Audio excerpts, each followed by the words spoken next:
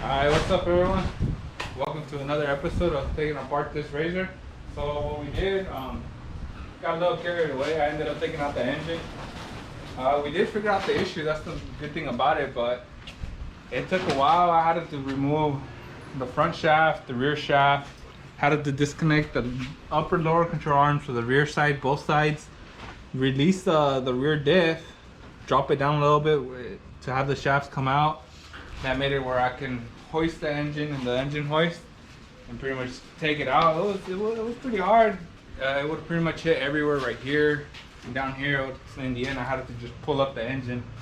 But pretty much all we have right now is all empty. What we're gonna do is be putting some engine degreaser in it, pressure washing everything, getting it all ready. I do have the carburetor covered, a couple oil lines covered, and for the issue on this one, what it was is that this shaft right here, the rear shaft, ended up grinding itself down enough where it wouldn't grab, which is on this backside underneath. For that, I'm gonna replace the piece and the shaft in order for it to get a better spline so it can move. But the front shaft seems to be all right. I might have to just grease it up. It looks straight. These joints look good. Nothing wrong with that. The engine is gonna be taken apart. I am gonna do a 686 bore kit on it instead of the 660. Doing fresh oil changes, everything. Just overall check everything, maybe replace a belt if there's anything wrong with it.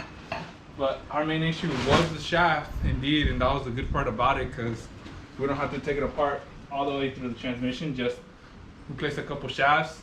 So what we're gonna be doing today is degreasing everything on the inside, and we're gonna pressure wash it in a bit. Right now I'm just gonna do little clips and just washing it and everything, getting it all cleaned up. I do want to go with a new control arm setup. I do want a longer one. These, let's say these are the original ones. Maybe replace the shocks as well. These seem to be a little run down. And just pretty much overall, just get it all cleaned up, start working on it, do a different paint scheme on it, paint the new chassis, everything. Just degrease everything completely, and then I'll start assembling everything all together. And then after the engine being rebuilt and replacing those shafts and everything will be going in, I will be making more parts and videos of how everything's gonna get buttoned up. Also the wiring, all the wiring is gonna be done completely again, just because it looks like a rat's nest completely. All the wires are everywhere, they're not organized. There's wires that are not even working for anything, so I'm gonna be cutting all those out. Put places, make sure that where they need to go, where they need to be fixed, and all organized completely. So right now what we're gonna start doing is we're gonna start doing the degreasing of it, and we'll start pressure washing it, and we'll show you clips of washing it and everything. So I hope you guys stay tuned on that one.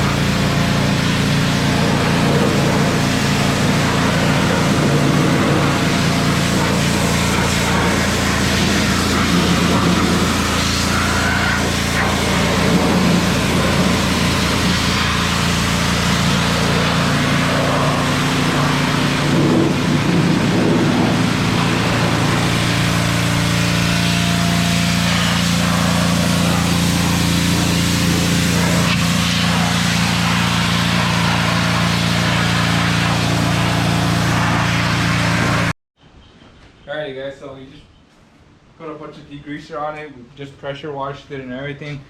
And overall, it looks a lot more cleaner. It's gonna be a lot more easier to work with. All the wiring, re-lume everything. We just had everything covered so I don't get the carburetor wet. We pretty much put degreaser everywhere, washed it all down, pressure washed it, and see what we're working with pretty much. The good thing about it is that it doesn't have too much grease in all of those areas, so now it's a lot more cleaner. The only thing that we do really need to work on is a bunch of the wiring. I said it just has a bunch of wires that shouldn't even belong anywhere. All this is splined up everywhere, all disgusting. Look at that, it's a bunch of wires cut everywhere. We need to see what we need and what we don't need on it. That way so we can tighten it all up a lot more cleaner. And just overall just make it look a lot better just for us. Well, mainly the main thing that I would want to address on it, we are going to start ordering the parts. We need the parts for the engine and everything, so we can do a rebuild on the head, because I believe it is it does have a little bit of water going into our combustion chamber, because on the antifreeze I did see it had a little bit of like a dark color oil to it, so I'm pretty sure it is getting a little bit of water in it. Second of all, I do want to do a bigger, longer travel suspension, just because honestly these are too puny. On the quads they're a little bit longer, and this is pretty much a Rhino. It should have it a lot longer than these. So I don't know if I'm planning on buying a longer travel suspension on it or building one myself. If I do build one, I do need to do a lot of measurements, just because I gotta know the distance between here and here, the length. I need to work with camber caster, toe in, toe out. A lot of support on it, that way so the uppers and lower control arms don't fail on us. So I'm thinking about it if I should design it myself or buy some, but I've been looking at some online. They are very expensive. You're looking at $4,000 just the suspension alone, and I really don't want to spend that much. So I'm planning to just probably just build it. But as of right now, we have the parts ordered just to have the engine back up and running. Once we get it all together, we'll be just taking apart the engine, cleaning it up, putting that kit on it, fixing up these axles, replacing them.